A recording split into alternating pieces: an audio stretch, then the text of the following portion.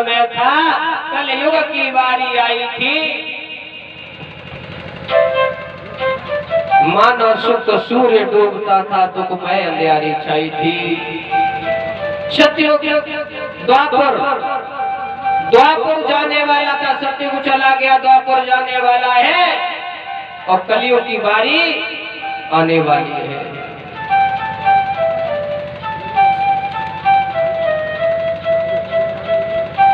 जब महाराज परीक्षित का राज तिलक करने के बाद में पांचों पांडवा चले जाते हैं। महाराज परीक्षित का राजकाज बड़े ही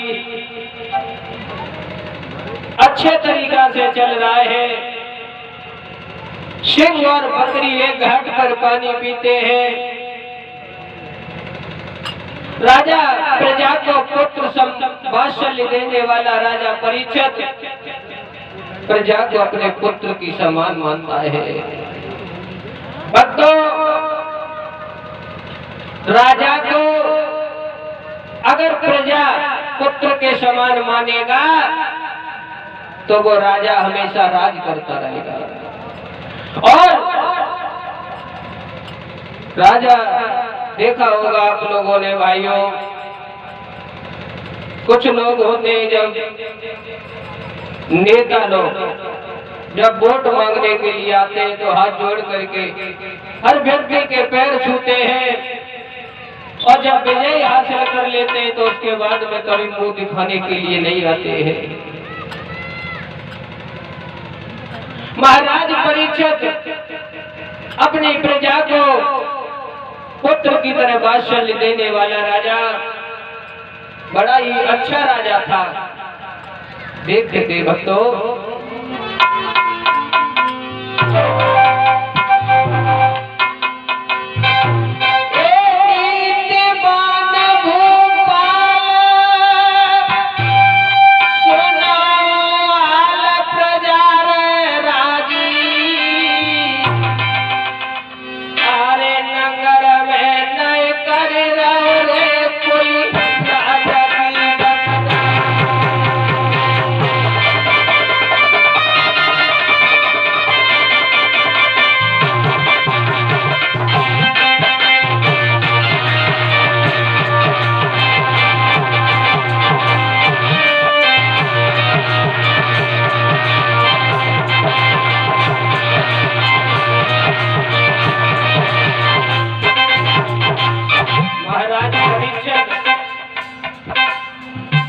पूरी प्रजा में परीक्षित की कोई बुराई नहीं करता है। माताओं, सभी प्रजा सोचती है कि राजा हो तो परीक्षित जैसा पुत्र की तरह मानने वाला।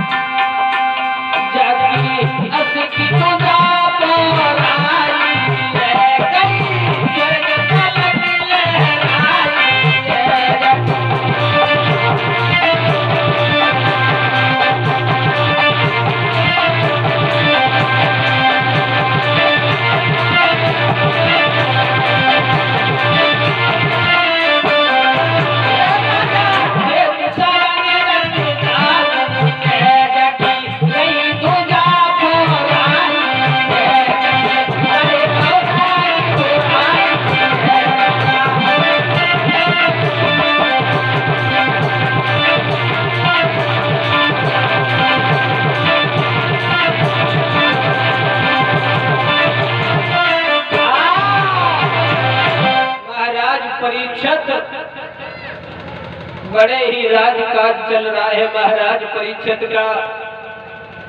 तो माताओं राजाओं के ये नियम हुआ करते थे। राजाओं को ये शिकार खेलने का बड़ा शौक था। एक दिन की बात है, महाराज परीक्षित ने मन में विचार किया है कि हम शिकार खेलने के लिए जंगल के लिए जाएंगे। तो राजा शिकार खेलने के लिए जंगल के लिए प्रस्थान करता है। कैसे?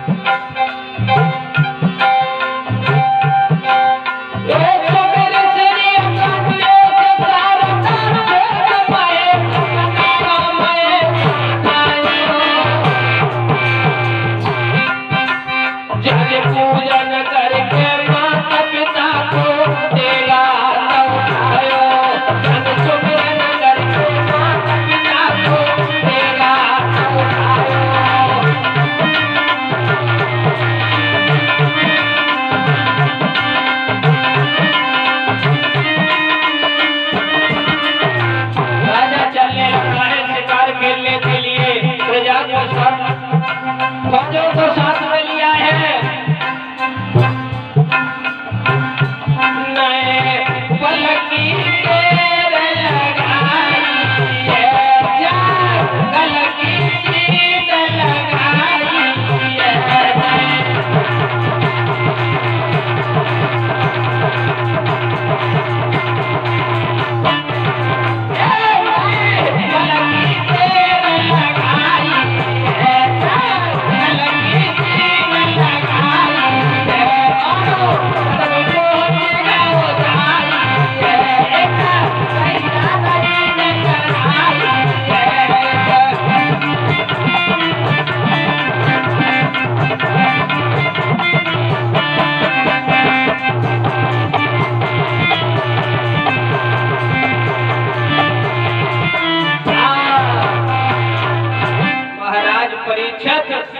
शिकार खेलने के लिए चले, अपने फौजों को तैयार किया है।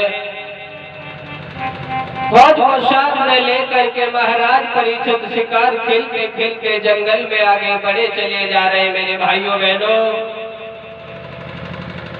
जब जंगल में पहुंचे हैं तो राजा परीक्षित ने क्या देखा है कि एक सामने से गाय टकराती हुई चली आ रही है। उसके पीछे एक बैल भागता चला आ रहा है और उसके पीछे एक काला कलूटा चांडाल उस गाय और बैल पर प्रकोप करता आ रहा है। उस काले कलूटे चांडाल के हाथ में एक मुगदल है और जैसे ही गाय और बैल पर वो मुगदल पड़ता है तो भाइयों एक पृथ्वी कांप रही है। वो गाय चिल्ला रही है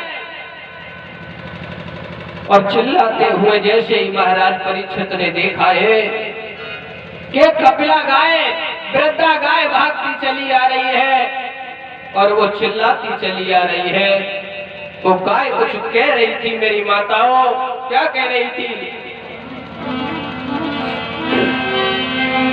कौन है आज मेरी लाज बचाने आया?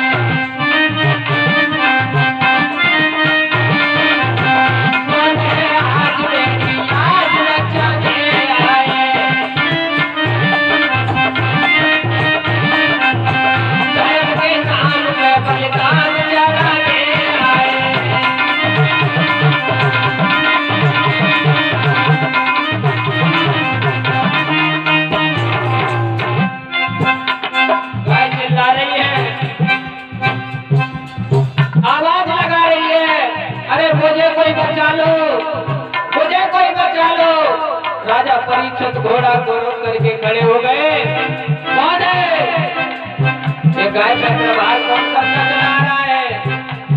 जैसे ही राजा परीक्षित ने देखा, आहा कपिला गाय, वो भी हमारे शासन में।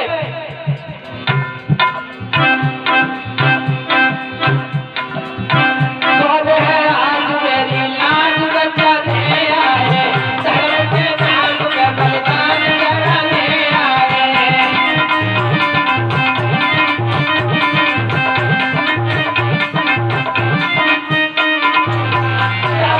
देश की फरियाद निभाने आए, तू बच्ची नाम को कोई हाथ लगाने आए।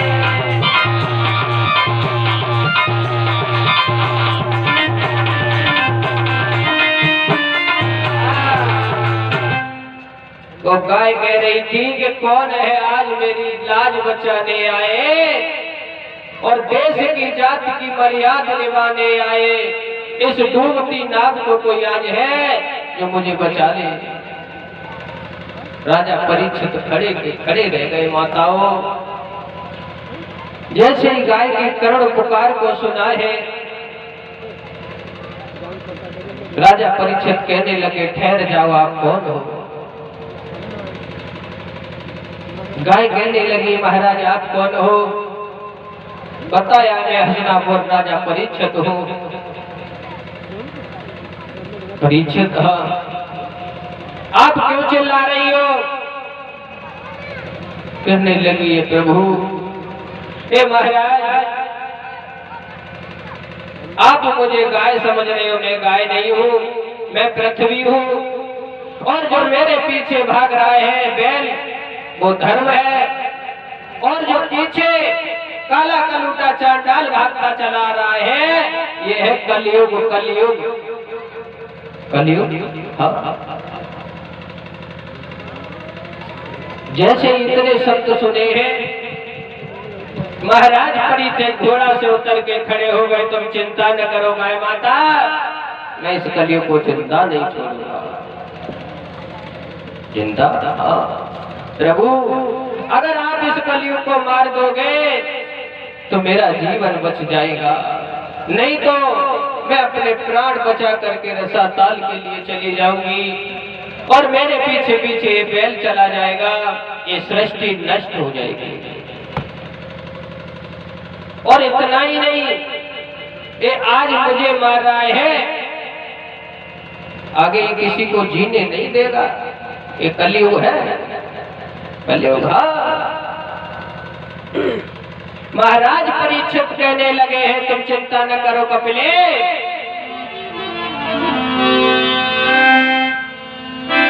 और राजा परीक्षित ने अपनी तलवार को निकाल करके कहा है कलयुग से,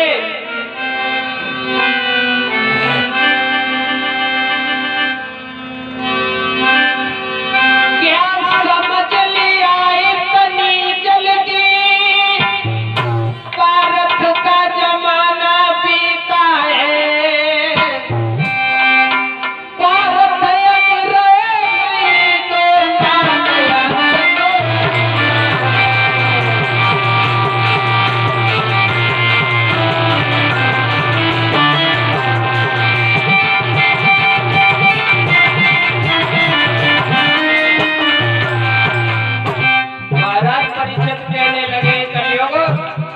तो सोच लिया चले गए यहाँ से तो तू किसी को भी सताएगा, मैं भी पाप का अंश हूँ, छोड़ूंगा नहीं।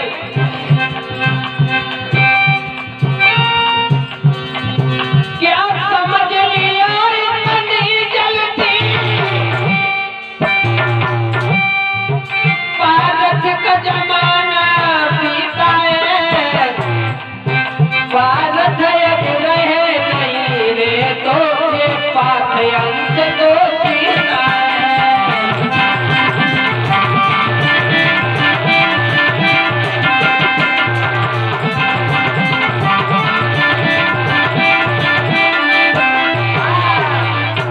महाराज परीक्षित कहने लगे हैं, ये पार्थन सभी जिंदा है। तुमने क्या सोच लिया कि पार्थ चले गए, अर्जुन यहाँ से चले गए, अब तो मनमानी करोगे? लेकिन नहीं,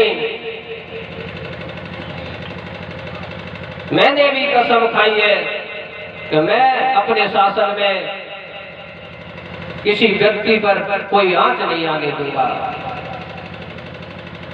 तब तक कलयुग और आगे बढ़े आओ। जब और आगे बढ़े आओ तो महाराज परीक्षित कहने लगे हैं, मैं तुम्हें जिंदा नहीं छोड़ूंगा। जब तुम इस गाय और बैल को मारते हुए चले आ रहे तो पता नहीं तुम आगे क्या करोगे। गाय माता कहने लगी, महाराज परीक्षित इस कलयुग का वध कर दो आप। अगर इसका वध नहीं किया तो ये किसी को जीने नहीं देगा। हाँ, ये बात याद रखना। और इतना ही नहीं, और आप धर्म बोले, धर्म जो बैल भागते हुए चले आ रहे थे, धर्म कहने लगे, महाराज एक बात और बताऊंगा तुम्हें कि कुछ दिन के बाद जमाने की ये हवा बदलने वाली है। धर्म अवतार से धर्मों की सबसे आखिरी बात।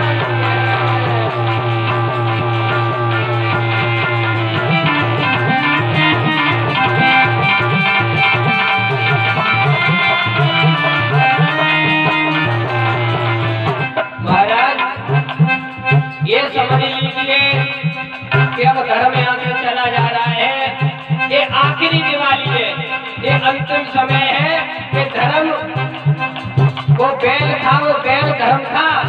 वो बैल कह रहा है कि मैं अब यहाँ से जा रहा हूँ, आज के बाद यहाँ धर्म दिखाई नहीं देगा।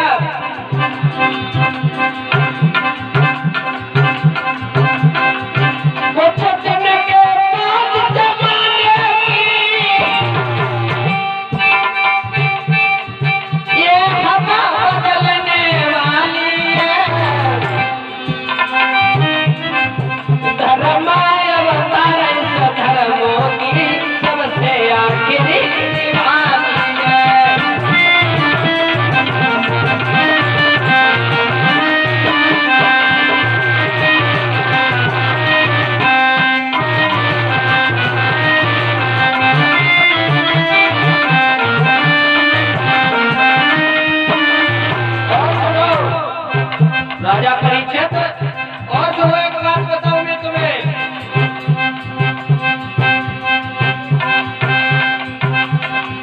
कुछ दिन पीछे चंद्री कुमार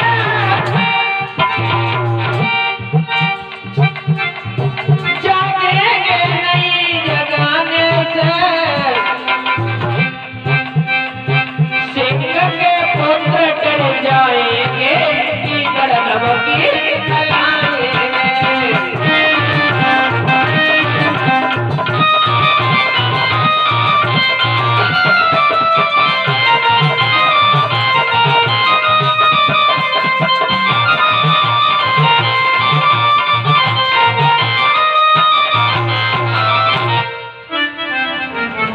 धर्म कहने लगे हैं, महाराज कुछ दिन के बाद में इस जमाने की हवा बदलने वाली है।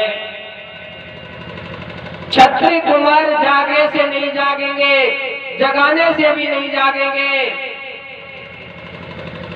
और सिंह के पुत्र डर जाएंगे कि डर धमकी दिखलाएंगे। आगे वो समय आने वाला है, बनियों का अधिकार होगा। बनियों का, हाँ, बनियों का अधिकार होगा। जनता तो काम करते करते मर जाएगी, लेकिन बनिया शासन करेंगे। वो आज भी हो रहा है माताओं, आपने देखा होगा कि किसान आदमी खेतों में काम करते करते परेशान है। खेतों में काम करते करते सारी धूप सर के ऊपर से निकल जाती है, पूरे दिन खेतों में काम करता है, और वो भी अपना जल जेवर लेकर के जब बनिया के पास में जाता है रखने के लिए, तो आपसे पैसा लाता है, और वो बनिया बैठा बैठा आपसे पैसा कमा रहा है। ये वही शासन आ गया। महाराज परीक्षित, अब हम नहीं रहेंगे। परीक्षित कहने लगे ठहर जाओ थोड़ी देर, हमें भी तो सोचने दो। अब कलयुग तब तक और पास में आ गया। अब कलयुग कहने लगा है प्रभु एक बात बताओ।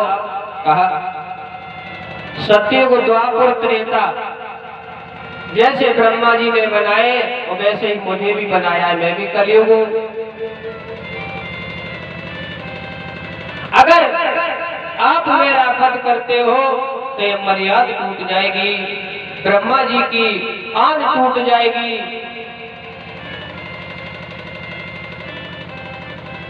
राजा परीक्षित कहने लगे तो ठीक है तुम्हारा वध नहीं करेंगे, लेकिन आगे बढ़ आओ, हमारी बात सुनो। इस कपिला गाय को क्यों सता रहे हो, इस धर्म को क्यों सता रहे हो? अब धर्म को और गाय को पास में बुलाया राजा परीक्षित ने। अरे गाय है, कोई बात नहीं, उन्हें भी अपना समय व्यतीत करने दो, आप भी अपना समय व्यतीत करो। धर्म कहने लगा है प्रभु नहीं, सतयुग में 20 चरण, सतयुग में मेरे 20 चरण थे, मैं खूब चलता फिरता था, लेकिन त्रेता में 16 चरण रह गए, द्वापर में 12 चरण रह गए। अब तो ये कलयुग आने वाला है, मैं नहीं रह पाऊंगा, नहीं रह पाऊंगा। हाँ, और तुम्हें नहीं मालूम है महाराज परीक्षित, जितना ये भोली बातें कर रहा है उतना भोला नहीं है, लेकिन इसके शासन में आगे क्या क्या होगा वो भी मैं तुम्हें बता दूं। तो क्या बोले धर्म और वो गाय?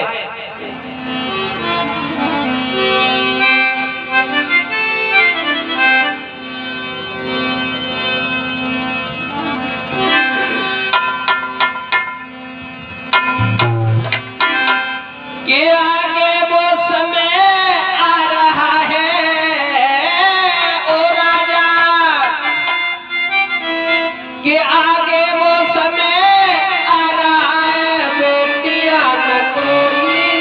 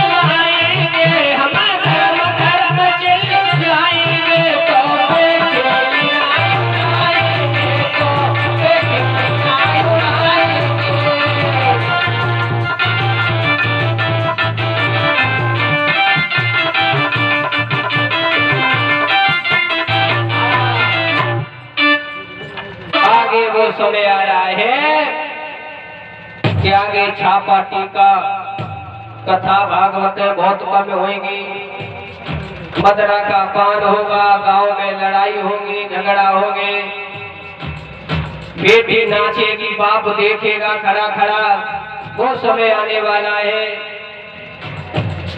राजा परीक्षित कहने लगे तो जरूरी हम कलयुग को मारेंगे। बेटी नाचेगी, बाप देखेगा, इससे बड़ा पाप क्या होगा?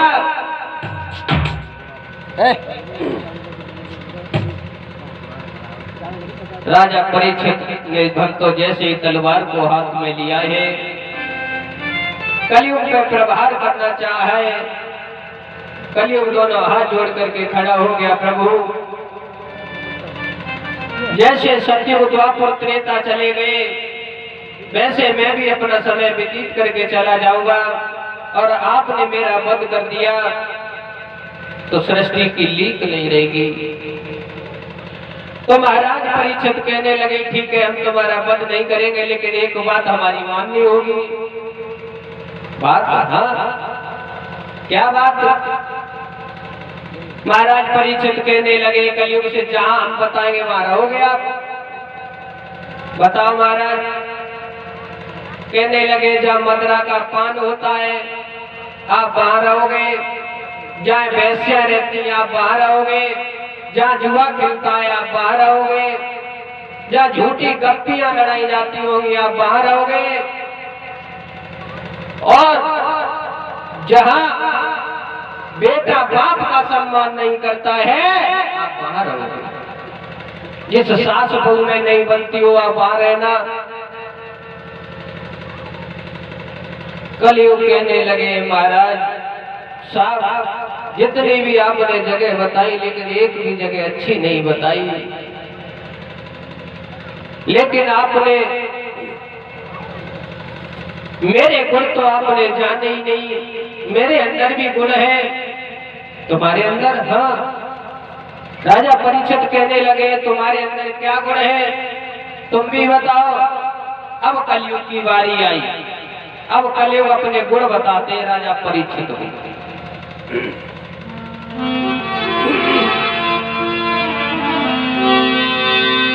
देखो महाराज सुनो हमारे गुण। सतयुग त्रेता में मुक्त है तो सर पटक पटक रह जाते हैं, कलयुग में राम का मुख से आराम घड़ी में पाते।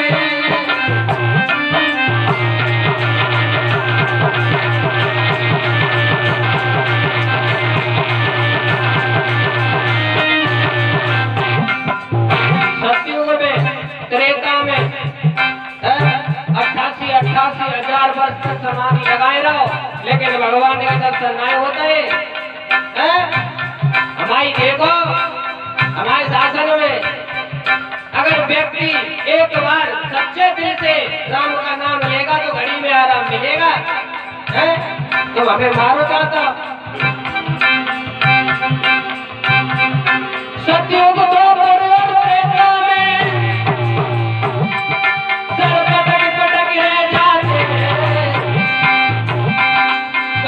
में राम का मुख से आराम घड़ी में पाते।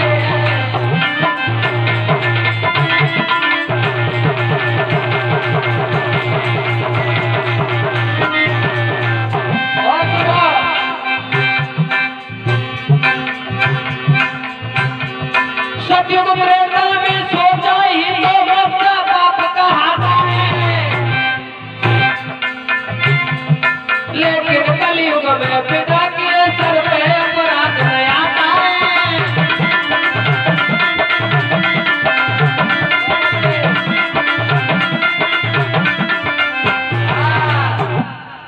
कलयुग कहने लगा है सतयुग त्रेता में मुक्त हेतु सर पटक पटक रह जाते थे, लेकिन हमारे शासन में अगर एक बार सच्चे दिल से आपने राम कह दिया समझ लो घड़ी में आराम मिल जाएगा। अच्छा हाँ। और सतयुग द्वापर त्रेता में सोचा मनसा पाप लग जाता था, माताओं, बहनाओं, भाई बंधुओं, किसी की बेटी सुंदर देख ली और हमारी भावना गलत हो गई तो समझ लो मनसा पाप लग गया। लेकिन कलयुग में बिना किए के अपराध नहीं आएगा। जब करोगे तभी पाप लगेगा तुम्हें, बिना किए का पाप नहीं लगेगा। और मुक्ति के लिए सतयुग में घर छोड़ के जंगल में चले जाओ, भगवान को भजन करता 10, 20, 50 साल, पता नहीं कितने साल करना पड़े, तब जाके मुक्ति का द्वार खुलता है। लेकिन हमारे शासन में योग भी करो और भोग भी करो, हाँ, भगवान को भजन करो और गृहस्थी पालो। तो फिर राजा परीक्षित मन में विचार करने लगे, तुम्हें तो बहुत बुरा है, हाँ, तुम तुम्हें हम मारेंगे नहीं। जैसे ही इतने शब्द सुने हैं, कलयुग कहने लगा, महाराज एक बात और बता दें हम आपको। क्या?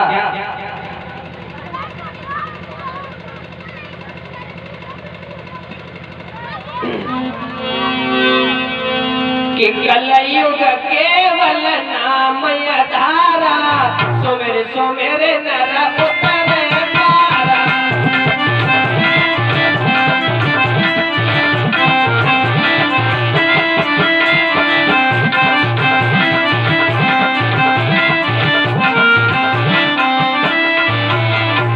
हमारे शास्त्र में केवल नाई के कलयुग है।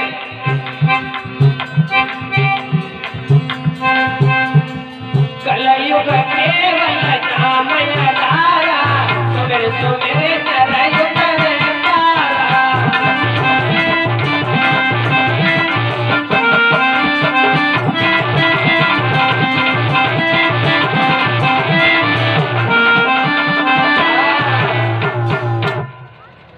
कलयुग केवल नाम आधारा, सुमेर सुमेर नर उतरे पारा। महाराज, अगर फिर भी आप हमारा वध करना चाहते हो तो भगवान ने आपके हाथ में तलवार दी है और मैं आपके सम्मुख खड़ा हूं, आप मेरा वध कर दो। महाराज परीक्षित ने कहा कि नहीं वध करेंगे, लेकिन जहां हमने तुम्हें बताया है आप वहां रहोगे। तो कलयुग कहने लगा, महाराज हाँ, अब थोड़ी जगह मिल गई, बड़े बूढ़े कहावत कह देता है ना, क्या उंगली पकड़ के पोंछा पकड़ लो, हाँ, अब थोड़ी सी जगह मिल गई कलयुग को। तो बनी महाराज अभी कोई अच्छी जगह बताए दो हमें।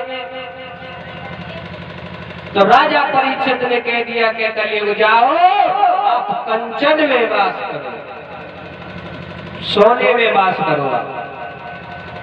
हाँ माताओं, सोने में कलयुग का वास है। अब राजा परीक्षित वहां से अपने घर चले आए, लेकिन राजा परीक्षित जो मुकुट लगाए हुए थे वो सोने का मुकुट था। और जैसे ही कहा कि आप कंचन में वास करो, तैसे ही कलयुग ने छलांग लगाई, राजा परीक्षित के मस्तक पे बैठ गए। राजा घर चले आए। कुछ समय दिन व्यतीत करने के बाद में राजा पुणे जंगल के लिए फिर गए, शिकार खेलने के लिए। अब कलयुग अपनी चोट चलाने लगा है। कहते ना, विनाशकालीन विपरीत बुद्धि। कलयुग ने राजा परीक्षित की बुद्धि को पहले हर लिया। राजा जंगल में शिकार खेलने के लिए जाता है, लेकिन बुद्धि को फेर दिया तो राजा लौट आया। लेकिन जब रास्ते में लौट रहा था तो लोमन ऋषि का आश्रम था। राजा को प्यास लगी है माताओं, तो राजा ने सोचा है कि इस बगिया में चल के देखते, महात्मा की बगिया है तो पानी जरूर पीने के लिए मिल जाएगा। तो जैसे ही लोमन ऋषि के आश्रम में पहुंचे हैं, लोमन ऋषि समाधि में लीन है, भगवान के भजन में मस्त है। राजा परीक्षित लोमन ऋषि को आवाज लगाने लगा है, बाबा जी, बाबा जी, सुनते ना बाबा। लेकिन राजा परीक्षित की आवाज लोमा ऋषि ने नहीं सुन पाई माताओं।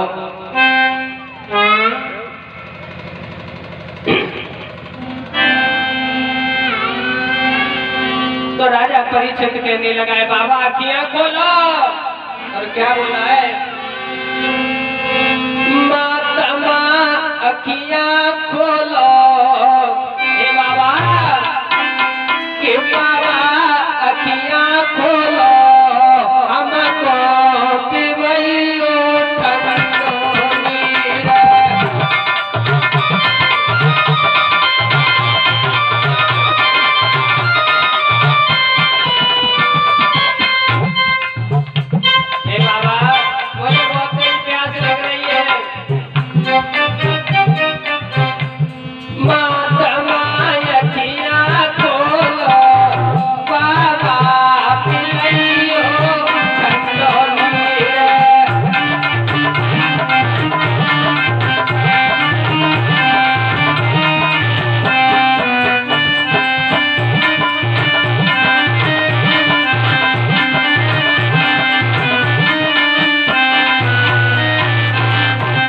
राजा की बात महाराज लोमा ऋषि ने नहीं सुन पाई। सुनिए नए राजा की वाणी, सुनिए नए राजा की वाणी, पिलायो महाराज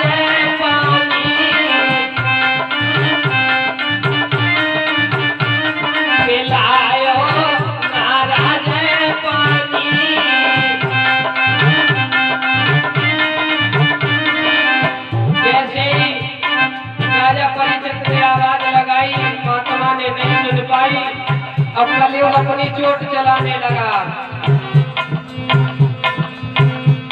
क्रोध में भूपति आयो बाबा पिलैयो